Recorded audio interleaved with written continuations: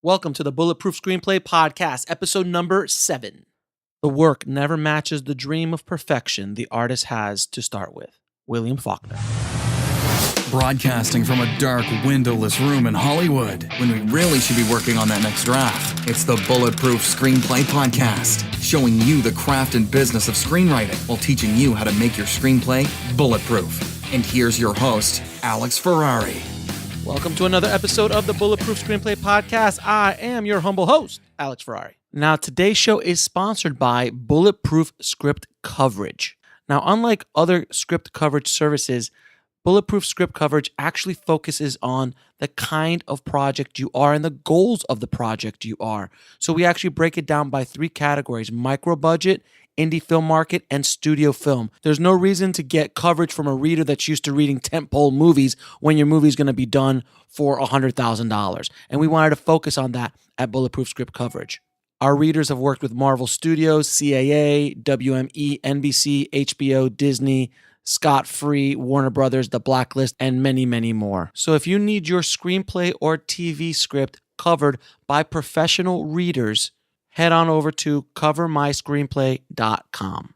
Now, after speaking to so many screenwriters out there, I know and I've heard so many times that they want to learn how to produce their own screenplays. They want to produce their own work and have no idea how to do it. Well, I wanted to let you guys know that I just launched a brand new game-changing producing course called the Indie Film Producing Masterclass with award-winning indie film producer Suzanne Lyons. Now, the masterclass focuses on $1 million and below budgets, but all the things you learn there can easily be translated to $100 million if need be. So if you want to learn how to produce your own material, just head over to producingmasterclass.com. Now, today on the show, we have an emotions expert. His name is Carl Iglesias. He's a best-selling author and a master lecturer around the world. And he really focuses on the emotional impact of writing and getting the most emotion out of the words that are being put on the page. I've read all his books and taken a few of his courses, and he's wonderful and really made me start thinking differently about how I write, what kind of words you use to just pull out that emotion to really get the reader really excited about what they're reading. So I wanted to bring him on the show. And this episode, I beat him up something fierce. It's literally kind of like a free masterclass on screenwriting and emotional impact of your characters and story. And he even told me afterwards, he's like, my God, you really beat me up in this episode. I'm like, yeah, I wanted to get as much stuff out for screenwriters as humanly possible. So please get ready to take some detailed notes as we drop some major knowledge bombs in this episode. So without any further ado, enjoy my conversation with Carl Iglesias. Welcome, Carl. Thank you so much for being on the show. Thank you. My pleasure. So we'll jump right into it. So what is your teachings are focused on the emotional impacts of stories and screenplays. Can you explain this a little bit to the audience? Sure. So I was a writer. I'm still a writer. And I tend to be kind of very left brain. My wife likes to say that I have 2 left brains.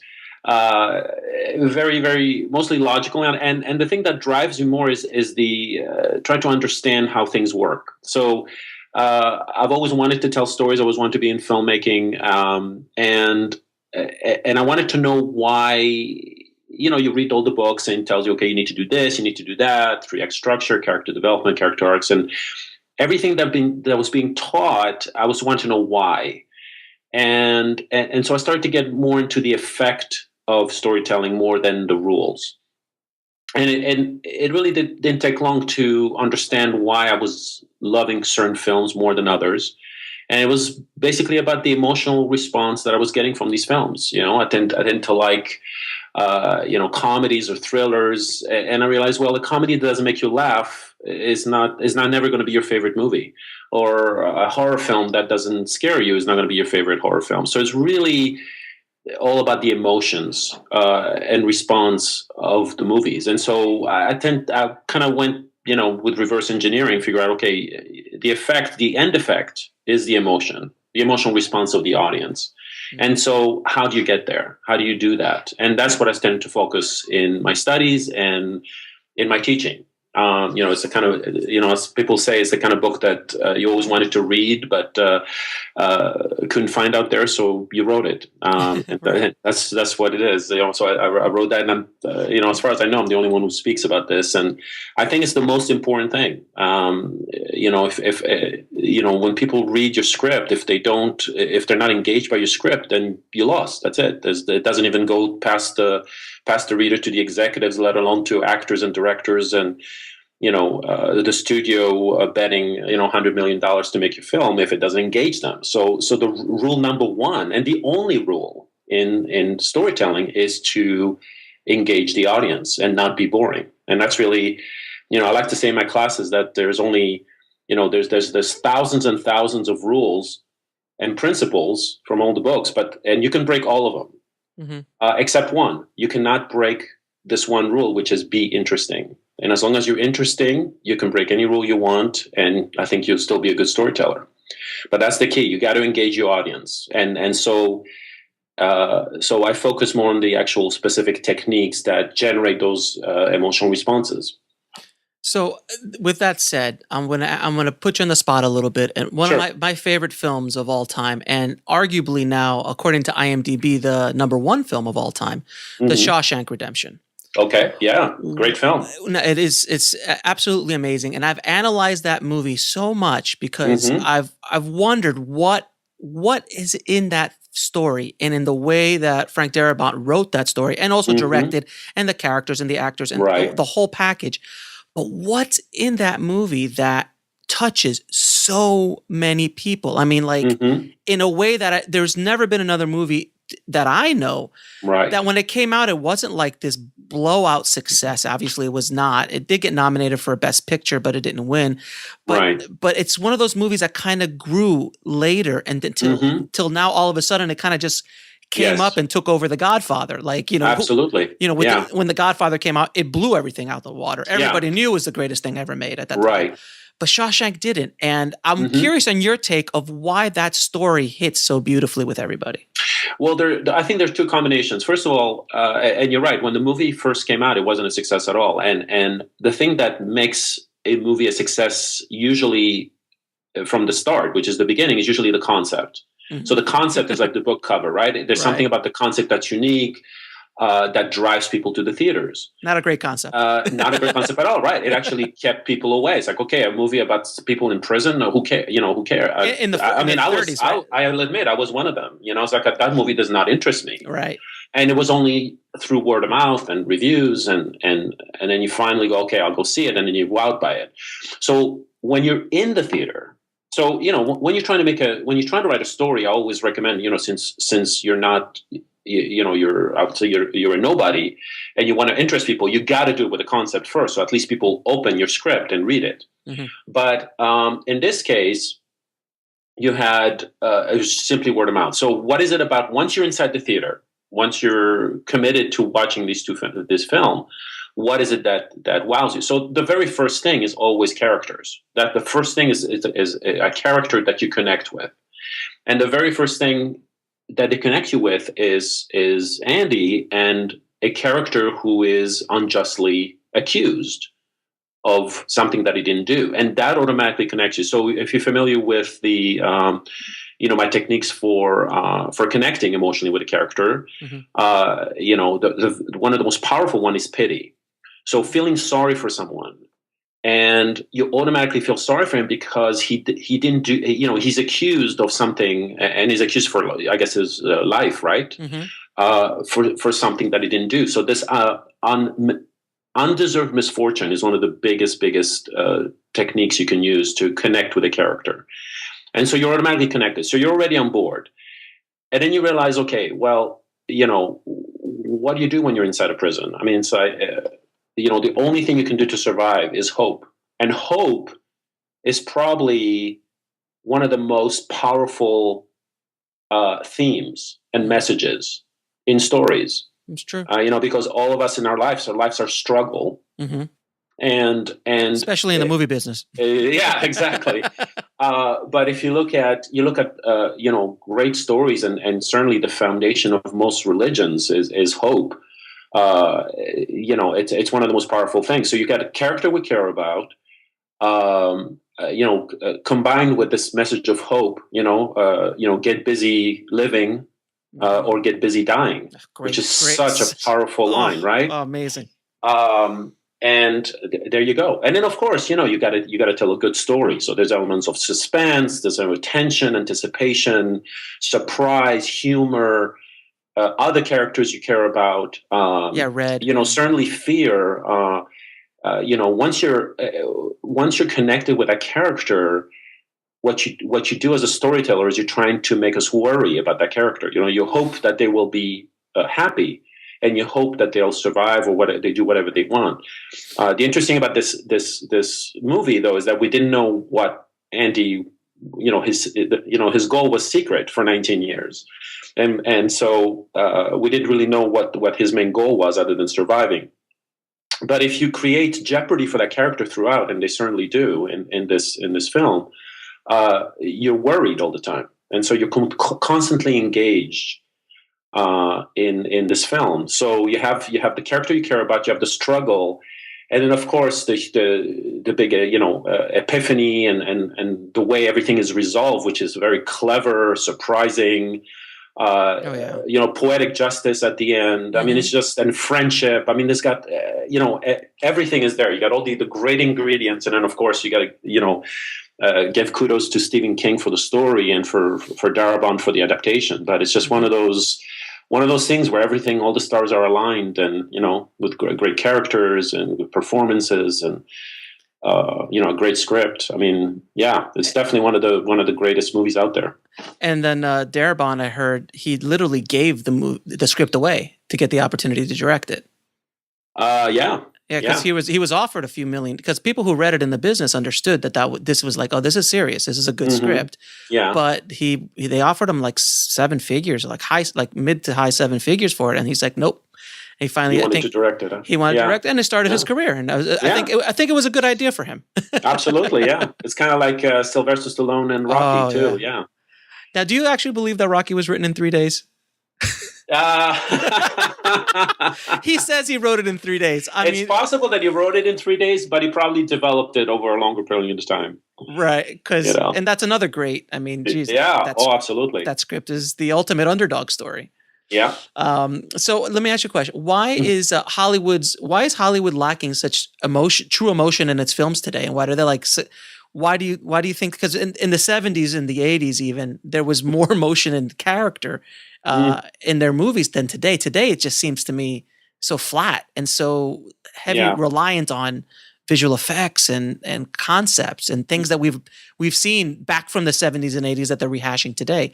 Why do you what do you think of the business today in general? It's the business is always a sign of the times. It's always a reflection of the culture, and our culture in the 60s and 70s was a lot different than it is today. And you got to understand that the film studios are a business. They're corporations. They're in the business of making money. So they're not in the business of making art. It's one of those really interesting paradoxes where I think in Europe they're more interested in making art because their films are subsidized by the government, but in the United States, it's all it's capitalism. So you basically go, okay, well, who buys our films? Who are our films for? Who is our audience? What do they want?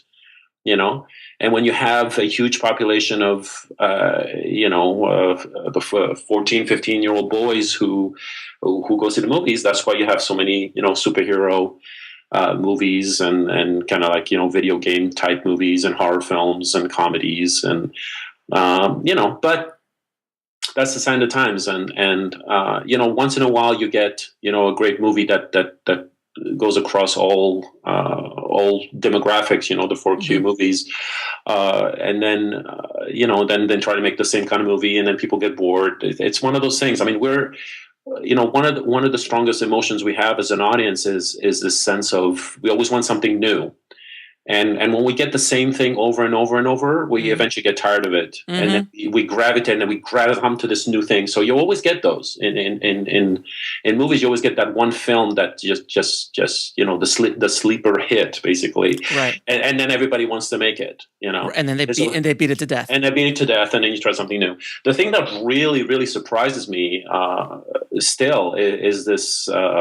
Is the superhero movies that just keep going on and that have been, slated for release until, 2020, which is unbelievable. They have such a high confidence in movies. And I'm kind of surprised that there's so much saturation. I'm surprised that the audience hasn't tired of it, now Warner Brothers is getting into it, and now they're bring all their slates out. So I'm wondering about how much longer. I'm a comic book geek, so I'm happy about it. But at a certain point, now they're going to be doing Star Wars every year. Right. Until a foreseeable future, it's well. The thing is, as long as you tell a good story, that's what counts. That's what counts. So as long as you can maintain great storytelling within that concept and that genre, then I think you're okay. I think so far they're doing okay. Comic books have been, I've been in business for over 80 years, I think, and it's like and they're still in business. So, as long as you maintain good storytelling and characters. Yeah, absolutely. So, what are the biggest mistakes you see in first-time screenwriters? Ooh. I know it's a short show, but just try to condense it a little bit. I was gonna say, how long do you have? Probably the biggest mistake. The biggest mistake. The biggest mistake is I think over relying on plot over character. That's one. And so you tend to have flat characters. Another big mistake I see, dialogue usually is pretty crappy, and that's usually the one thing that we kind of read most of in a script. We're trying to get the story from the characters, and good dialogue usually reflects the character's personality. So and the fact that the scripts don't really amount to anything. They don't really go anywhere, or they don't say anything. They don't have any meaning. We don't know what the author wanted to really say. Which is usually reflected in the character arcs. There's always a reason for everything. When they say like structure is another thing too. Everybody talks about structure, but I don't think anybody understands what that means. They think, well, 3-act structure, beginning, middle, and end, but they don't understand that the turning points that create that structure are more about character than actually plot points. Sid Field used to call them plot points, but so people think, well, it's got to be something big and that changes the story. It's not really that. It's more about the character and the character decisions and the character changes, and the epiphany of the character and what that means to the overall story. That's what we're looking at. So we're talking about, I think, mostly kind of like there's a lot of education out there for scripts, but I don't think it goes deep enough. Or I think most people don't really understand kind of like the deep principles of story and how it relates to us as human beings. Which I think once you really understand that's kind of like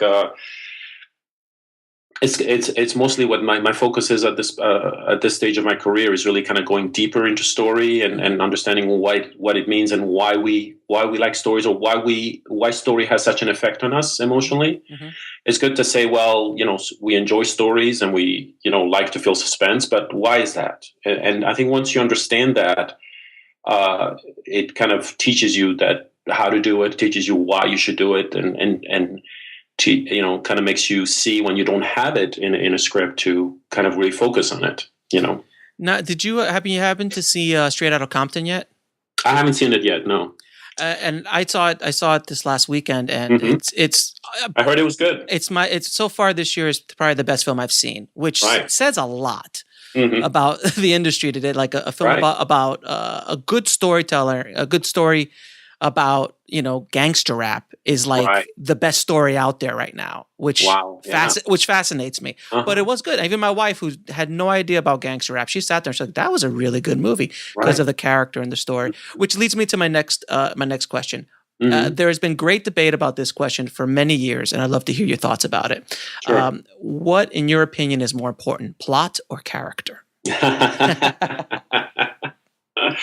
Well, that is a very good question. Well, you probably heard, you heard this before, right, you get both ends, right? But most people tend to lean toward character. And the reason for that is because you will hear that character creates plot.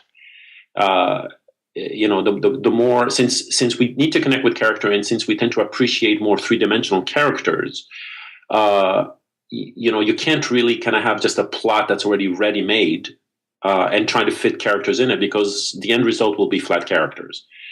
So characters tend to have the edge. But here's my point on it. Here's my view on it. Stories are neither plot-driven nor character-driven.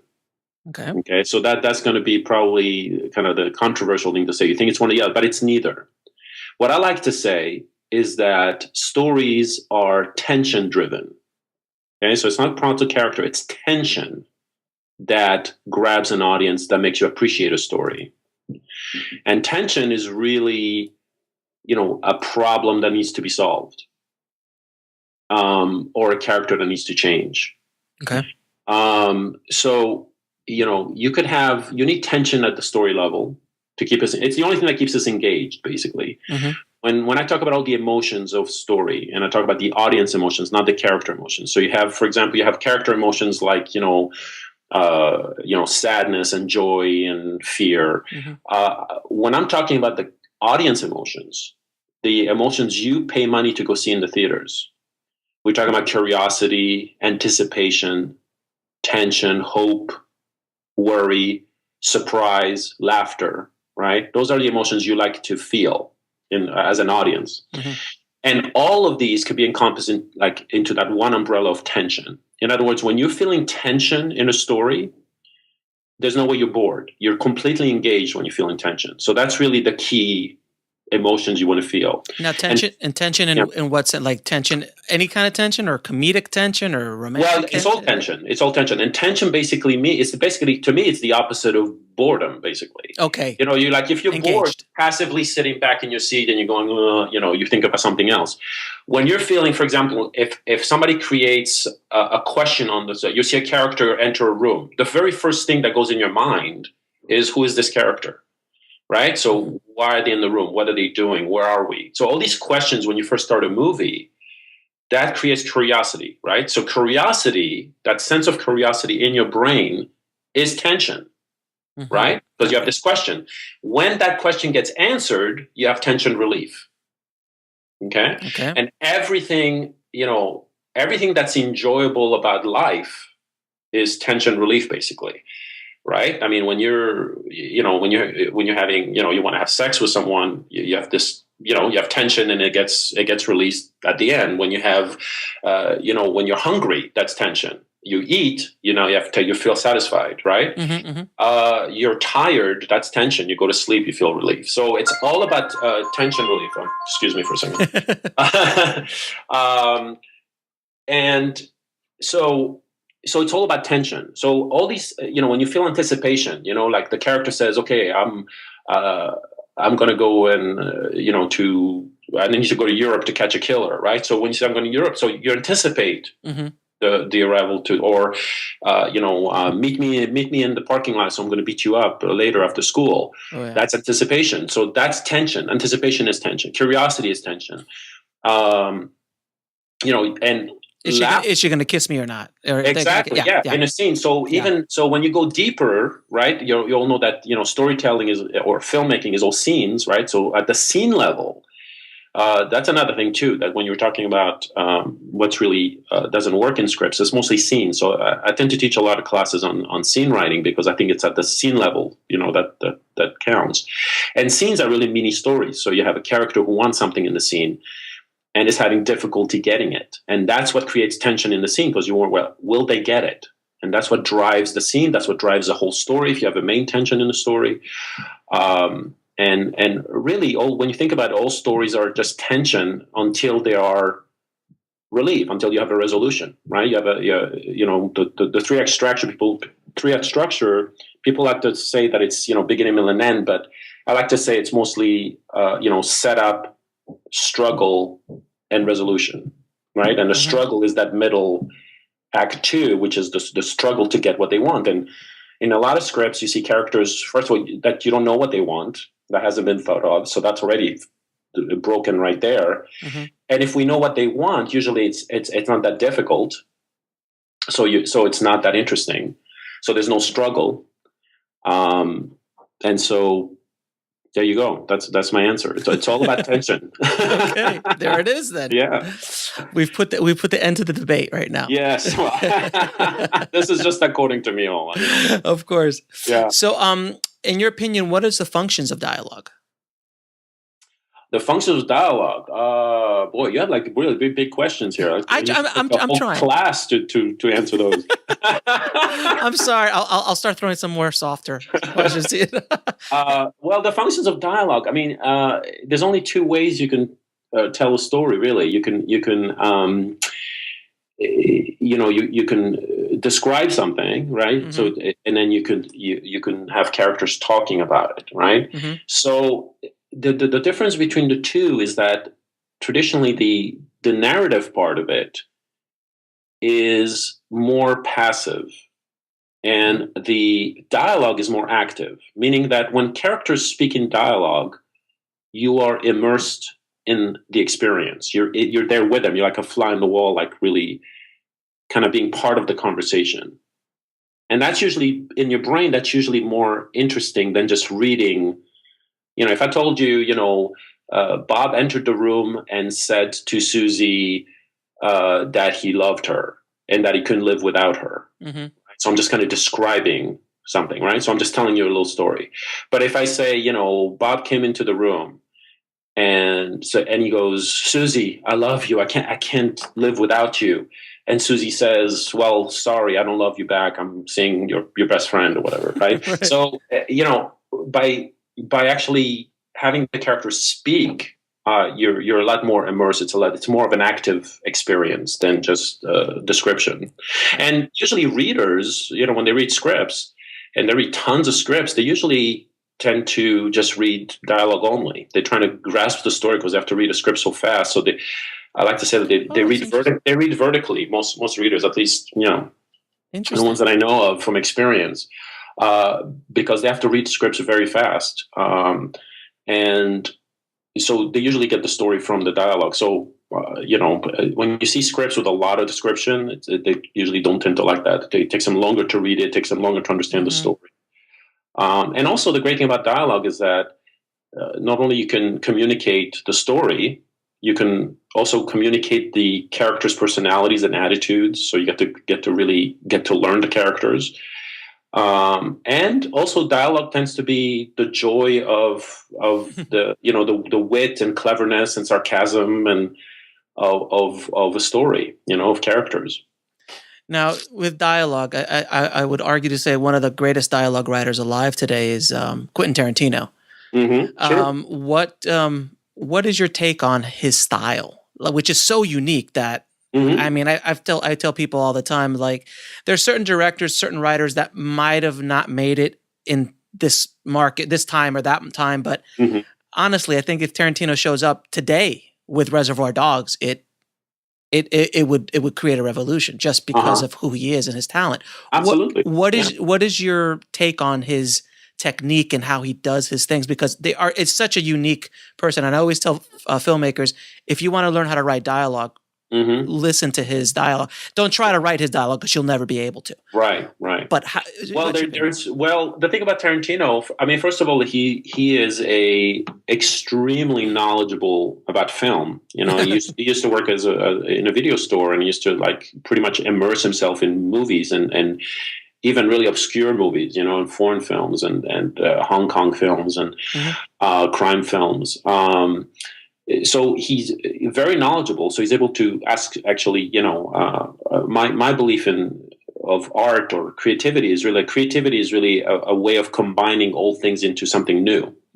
And this is what he does. So the more old things the more the more resources you have, which is this knowledge of film, the more you can combine them into something unique. And that's what he does very well. So that's that. Two is that he's not afraid to break the rules.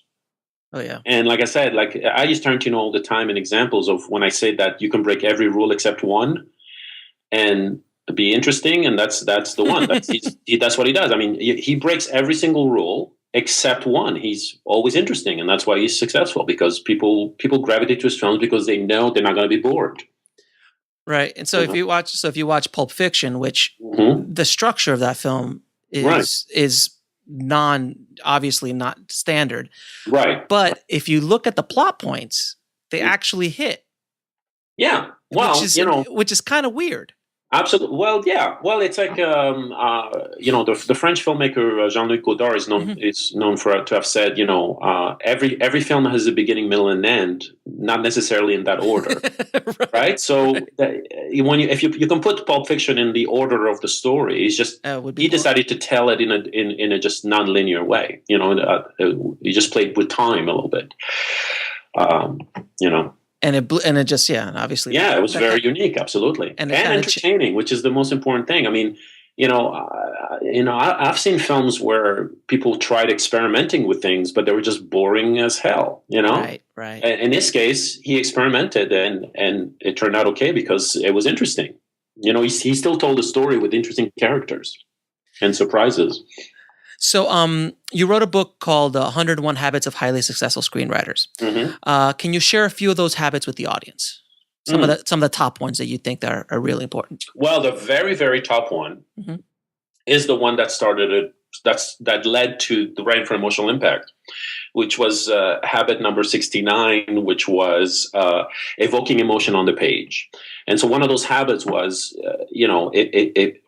successful writers are successful because they're able to evoke an emotion on the page consistently, right? So they're able to create that emotional response in the reader. They're always entertaining.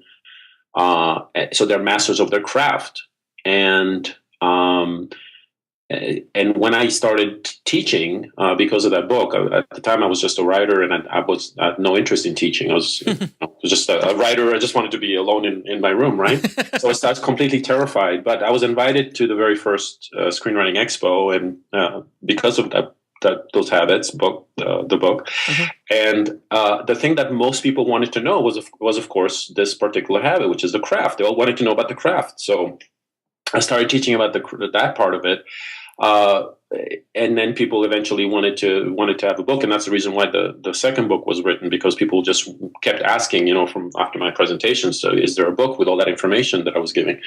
But in terms of habits, that's the number one by far. I mean, you could, like I said, you could ignore any other habit if you consistently are able to create an emotional response in the reader from your words. You're guaranteed success. Because, you can just, you can drop your script in the middle of a Beverly Hills park, and, an agent will pick that up and read it. And if they're totally wowed by that script, there's no way he's not going to pick up the phone and call you. But that's the key. They have to be wowed by the script. And 99% of the scripts out there are not that, that great, unfortunately. So that's why there's so much problems. But the other thing too, and this is more about the business aspect of it, is that one of the habits is that you have to develop a really thick skin in Hollywood, because most of the business is rejections. You have to be able to take rejection and be able to live with it and be able to persevere and keep writing and keep getting better and keep having hope. Oh, Tarantino took forever for him to even and a lot of noticed. people do. One of the surprising things when I was interviewing all those writers was that their very first script that they sold was usually their 10th or more.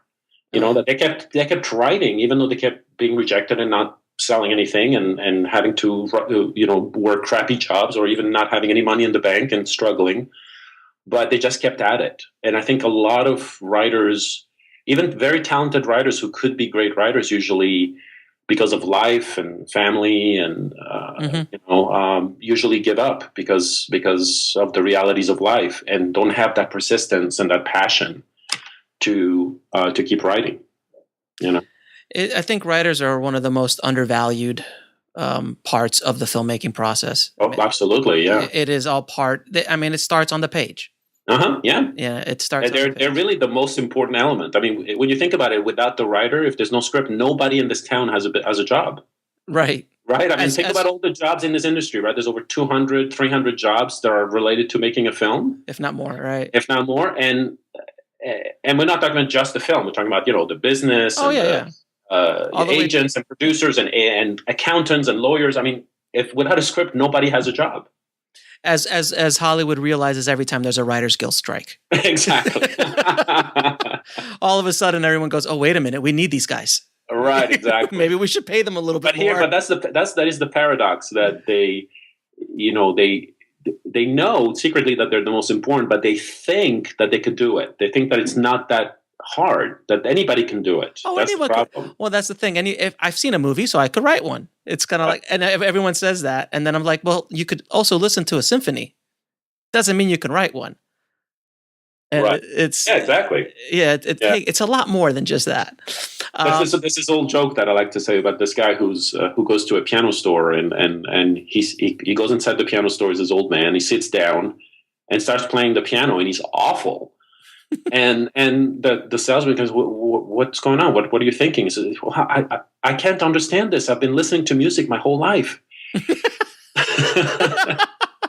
Why doesn't it work? I don't know. Right, exactly. Right. So that's the thing. People think that because we immersed in films, because we see movies all the time, we know how they work and everything. Mm-hmm. It's like telling a joke too. Some people, everybody understands jokes and appreciates jokes, but nobody can be a comedian. Ooh, it's rough to be up on that stage. No question about it. Yeah. So, what are some of the mistakes you see in indie film stories and in their screenplays in general? Because I know they're very kind of different than your mainstream movies. So, yes, indie films, I find a lot of times when they hit, they're wonderful, but the majority of them are, a little rough sometimes. Yeah. What's your experience with that? Well, my experience with them is that, as it's not going to be surprising for me to say, it's again the emotional response. So, when you say if an indie film doesn't hit, that's basically what it means. It means it just didn't grab the audience. The audience was mostly bored by it. So, there's always good elements in an indie film that makes the people on board to commit to it and make it. And usually it's about characters. The thing about indie hits is that most of them, as far from my experience, don't really have a concept. It's mostly a very soft concept, and it's really kind of relies on character and the drama of characters. And so, great, the characters are great, but ultimately, if the audience is bored throughout, in other words, if the other elements, the other emotions are ignored, like tension or surprise or twists or, something unique about it,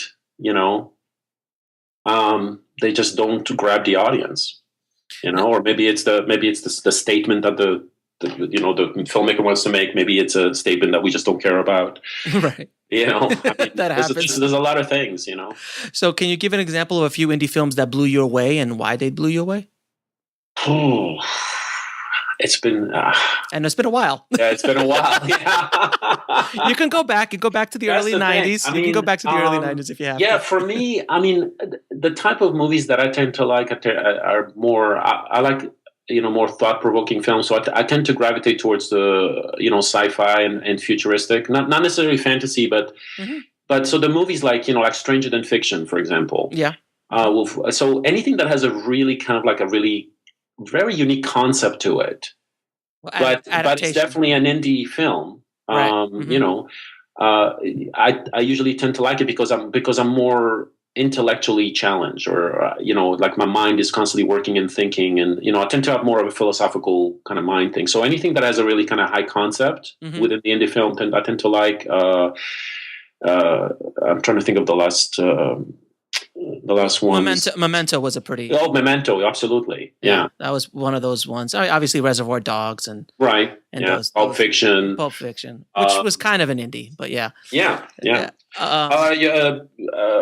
Very, very old film, but a mariachi with Robert Rodriguez, that he made very indie, right? Made it only $7,000, but there was something really unique about it, and it was entertaining.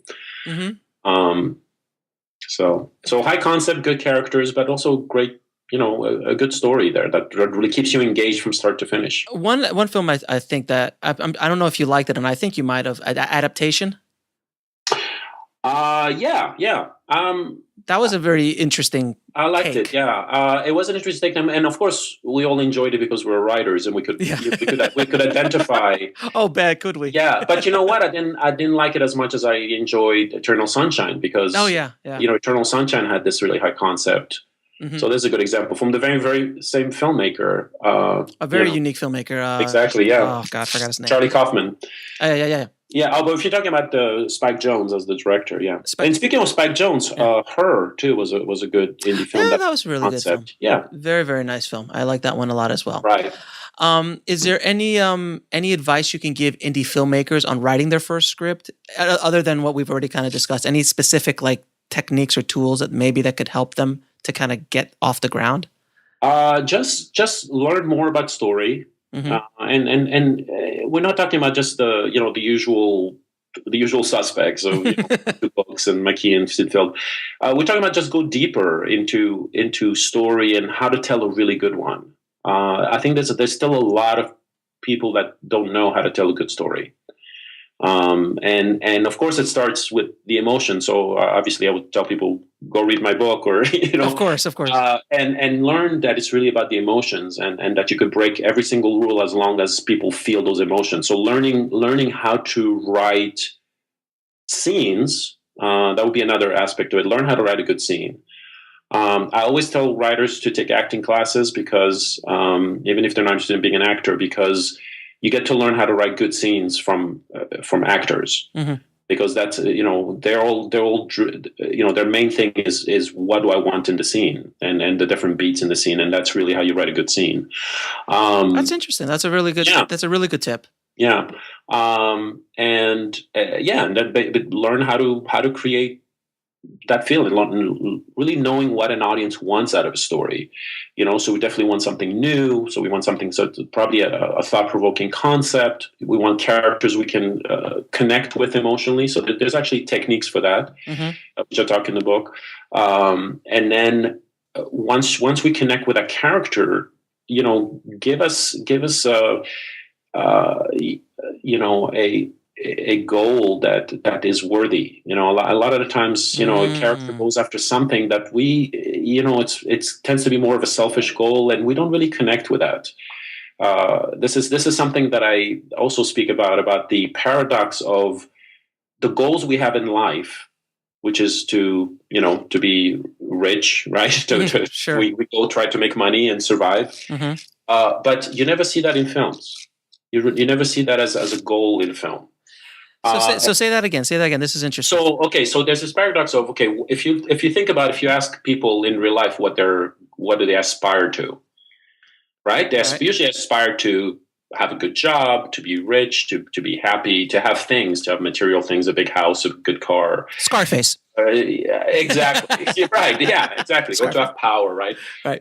Well, power, you see that in films, but usually it's in the cautionary tales, right? The anti-hero. Sure.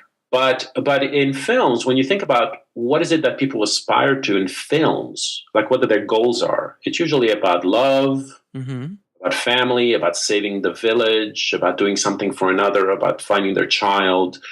It's more about what's really important in life that people kind of still are trying to learn on their own. So there's the connection between stories and the meaning of stories and why we like stories and what is the power of stories in our life.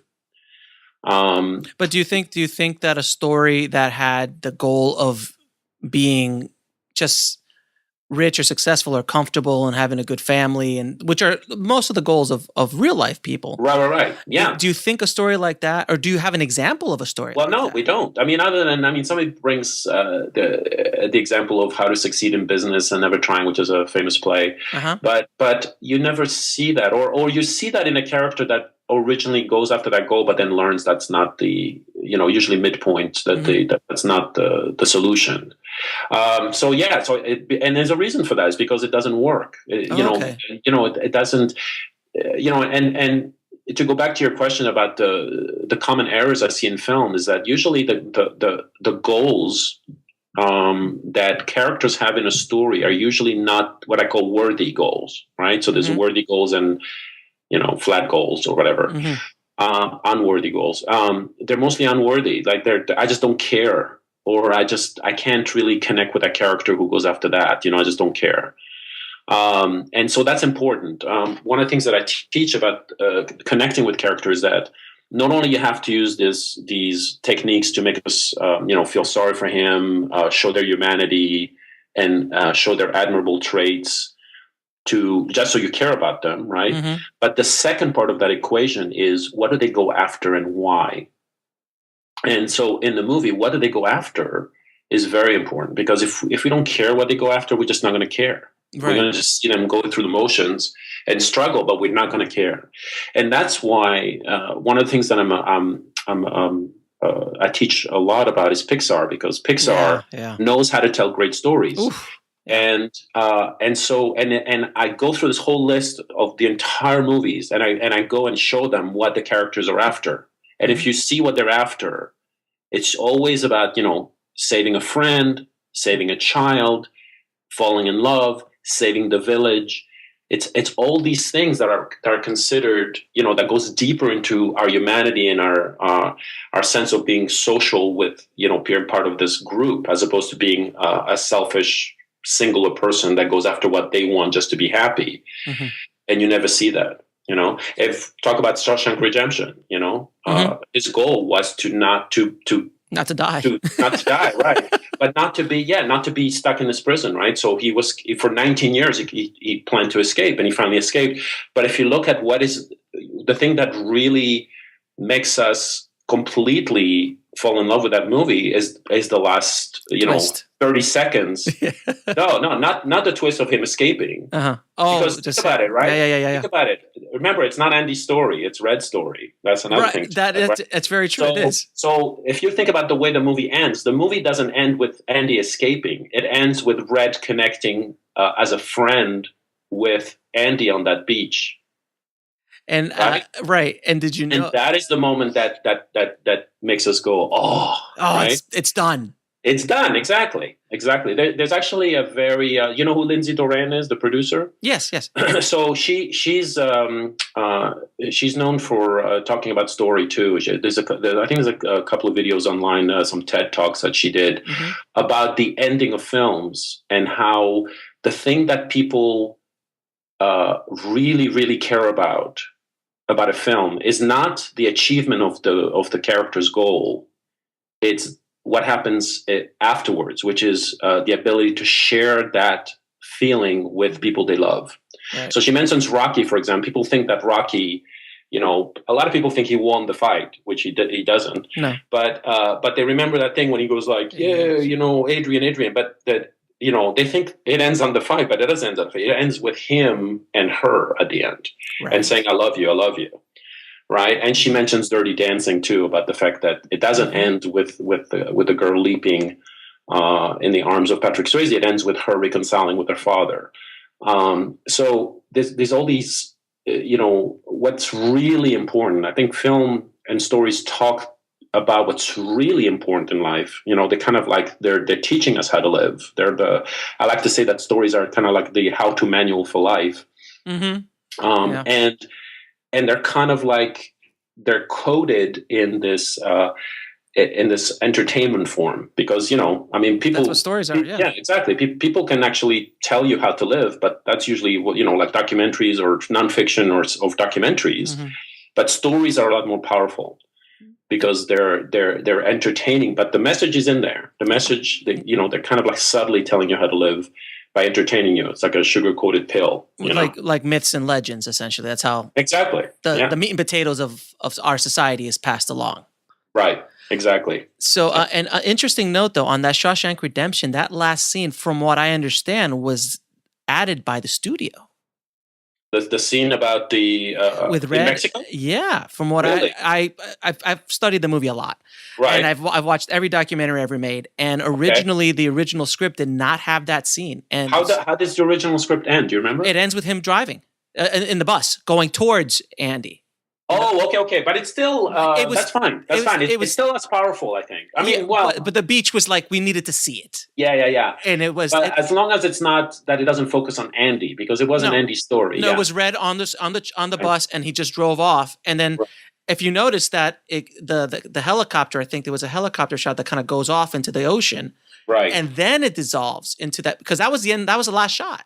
And then they put in the dissolve on Andy on the beach afterwards, which I think as studios notes go, I think that's probably one of the best ones I've ever heard. That is true. That's true. I think that was very powerful. So I have a couple more questions for you if you have some time. One, can you explain, and I know this might be a big question, so if you don't have enough time. As usual. Sorry. Can you explain to the audience what is subtext and why is it so important? Ooh, okay. I'm sorry, Carl, if I'm asking it's okay. It's funny questions. because you're hitting on the questions that I have a whole course about. You know what I mean? Like I teach a whole course on just subtext. So great. So this is a good little teaser. I'll give you the 30-second. That's exactly. That's all. Yeah, that's all we asked for. Okay, so subtext. Okay, so I'll give you an example. So if I said to you, 3 + 2 = 5, and your mind will go, okay, yeah, I got that. It's pretty obvious, right? Mm-hmm. But if I said to you, or showed you a piece of paper and I showed on the board, it said 3 + X = 5. Okay, your brain would automatically start solving X. Sure, because you're challenged by it, right? You go, ooh, there's a challenge. Oh, X = 2. I got it. I solved this, right? Mm-hmm. So that's a good example of the difference between obvious dialogue or an obvious thing you see, right? Where it's just obvious and on the nose, we call it, right? And subtext, because subtext makes you an active participant in the scene by making your brain work a little bit. So when somebody says, like in the famous scene in When Harry Met Sally, when at the end they connect and she says, I hate you, Harry, I hate you. And she kisses him. Right. We all know what she really means and feels. Right? We know she loves him. So the line, I hate you, is really subtext for I love you. What she really feels. Right. So I hate you plus the kiss = subtext. And that's really more interesting than a character saying, I love you and kissing him, because then you go, okay, it's obvious. It's just there. So the obvious, and that's another, by the way, that's another thing that you see a lot of in terms of problematic scripts. And there tends to be very lack of subtext throughout. It's mostly on the nose throughout and obvious. It tends to be a passive experience. So you're kind of mostly bored by it. Because you're not challenged by it. You're not challenged by it. Whereas when you subtext, you're like completely engaged because your brain is working. You're like, they're trying to figure this out. You go, oh, I know what she's really feeling. Right? You're actually working a little bit. You're ahead of the audience a bit. Yeah, exactly. As a writer, you're ahead of the audience. Yeah. Well, you want the audience to be an active participant versus a passive one. So, and there's actually techniques for that. And really the good writers, the ones that get hired all the time, especially in dialogue, you get the writers who are hired for 2 weeks to rewrite the dialogue. It's usually to take the dialogue that's just flat and obvious and on the nose and give it some life. And the life is usually give it some top subtext. Got it.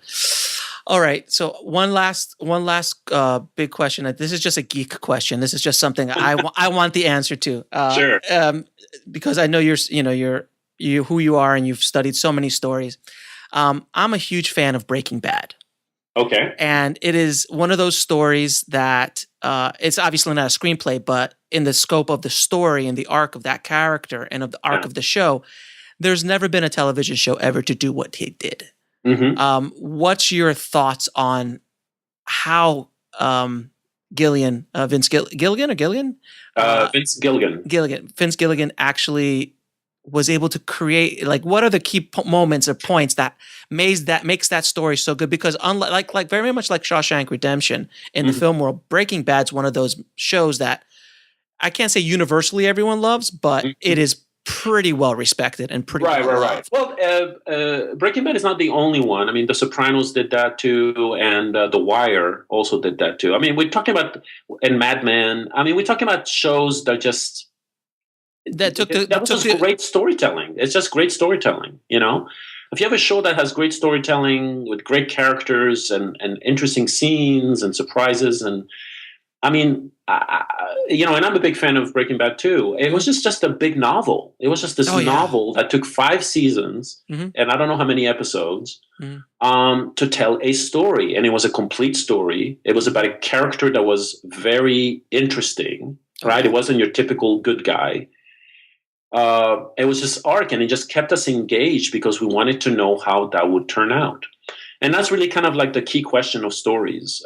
Good stories, I think, always make you think and make you wonder what's going to happen next. You know, if you can have that sense of kind of mystery, or J.J. Abrams calls it the mystery box. You know, I saw that TED talk. Of constantly making the audience want to know what's going to happen next. They're constantly tuned. They're going to keep watching scene after scene after scene. In the case of Breaking Bad, they just watch episode after episode after episode. Except that one episode with the fly. Except that one episode with the fly. Right. Well, that was entertaining, you know? Everybody says, like, what the hell? Did the writers just take the day off? They just let's see what we could do with the fly. Right. But it still kept you engaged, though, right? It's to a certain extent. Yeah.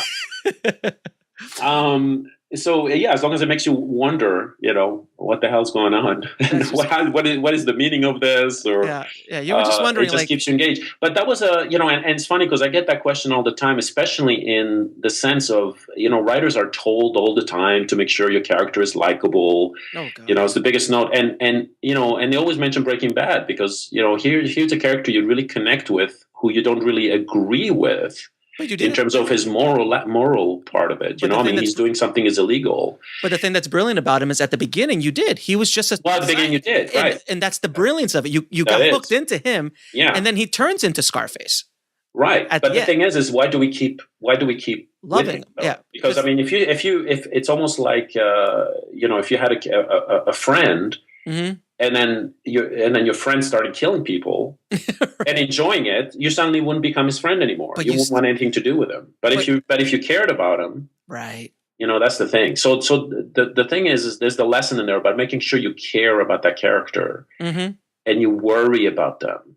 Yep. About what's going to happen. Then you could tell a good story. That's really the basis of telling a good story and creating a character you care about. And it doesn't have to be likable, but you have to care.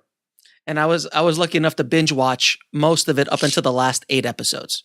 And it was every day my wife and I would just sit and watch 3 or 4 episodes. Wow, it was great. I know. Thank God for binge watching. Right? I know, right? I think it's a better way to enjoy story because it's a lot more immediate, and you don't have to wait a week. It's all fresh in your mind. Thank you, Netflix. Yeah. So where can people find more about you and more about your work? Very simple. All you have to do is Google my name, or just put carliglesias.com and it takes you to my website, and you just get to see all my work there.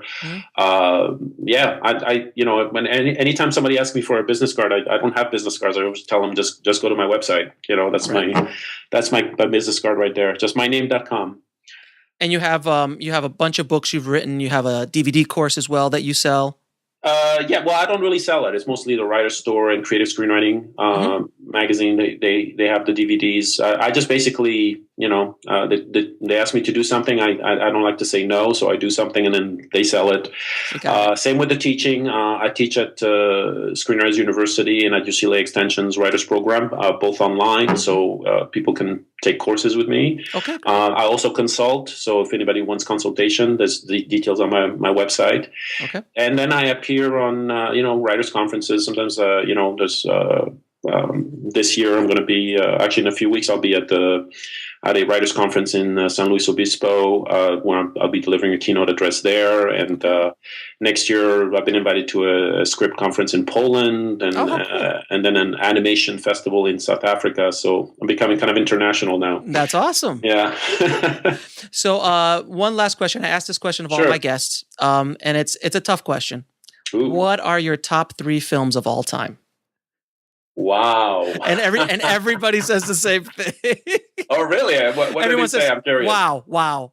They just Oh, all say, wow. Yeah. Well, that's a very big question. And it yeah. doesn't have to be in order, just 3 films that in the moment that you can remember. Well, Blade Runner is right up there. Yeah. Silence of the Lambs, Oh, wow. Shawshank Redemption, Yeah. The Godfather, anything by Pixar, except maybe Cars and Cars 2. Those are I think those are the 2 weakest films. But in terms of story, I just watched Up last night with my kids. So and I've seen it 100 times. So it's gonna, it always gets you. They just know how to tell great stories. So anything by Pixar, and there's one movie too. It's a kind of I won't say obscure because it's a classic masterpiece, but a lot of people don't know because it tends to be an old film. Mm-hmm. And that's Charlie Chaplin's City Lights, movie called City Lights, where he falls in love with a blind girl, and that's one. It's probably one of the earliest romantic comedies, but very, very moving. Especially the last. That's silent, if I remember right. It's silent, yeah. Yeah, that's a silent film. But it's known for the very last scene in the movie, which is one of the most powerfully emotional scenes in the world in the history of cinema. Mm-hmm. And they always show that clip or that moment in every Oscar telecast about the history of films and stuff like that. So very, very powerful and pretty entertaining film. So I would say that's right up there with my top favorite movies. Very good list. List. Thank you. Thank you. Carl, thank you so much for being on the show. We really appreciate it. You gave us a lot of great gems out here. So hopefully... Glad to do it. It was my pleasure. As promised, Carl brought the thunder and brought some amazing knowledge bombs. So Carl, thank you so much again for being on the show and dropping some major knowledge on this episode. Now, if you want links to any of Carl's books, courses, anything about we talked about in this episode, just head over to indiefilmhustle.com/BPS007. That's Bulletproof Screenplay BPS 007.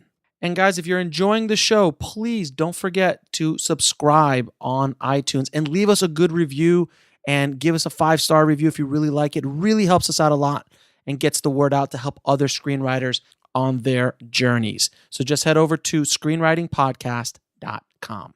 And that is the end of another episode of the Bulletproof Screenplay Podcast.